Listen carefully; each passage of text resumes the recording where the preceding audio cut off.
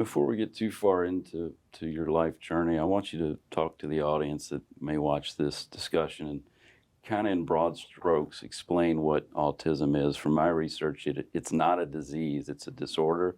And is it not even that? Is it what is it? Autism is a neurological disorder that impacts multiple areas, social communication impact, but it's a spectrum disorder. So you have a communication impact could be someone who doesn't speak, and a communication impact could just be someone who doesn't socially communicate well. So, but it is a neurological disorder, and so the brain is different, and I always like to make that apparent because it's not a choice.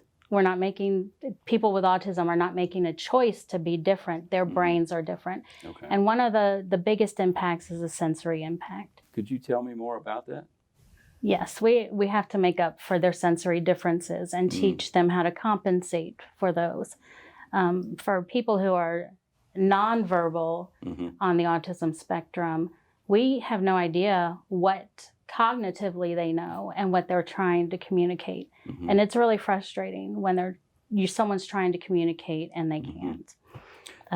So you had mentioned, I think 1997 onward, there's been a lot more cultural awareness, education in autism. I'm assuming it's been part of the human landscape, species, forever and a day.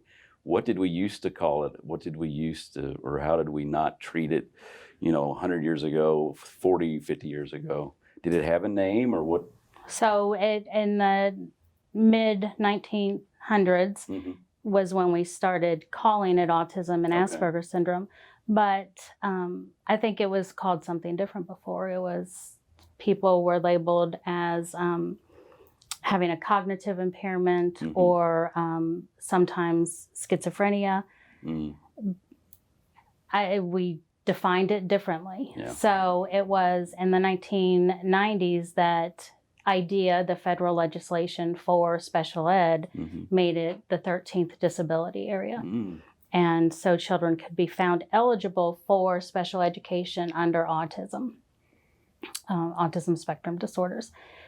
So we have seen a growth from that in just the eligibility in the school system, but then we've also seen a growth in general in the population of children with autism. So when I started in Jefferson County Public Schools with the autism program, there were 230 students with autism.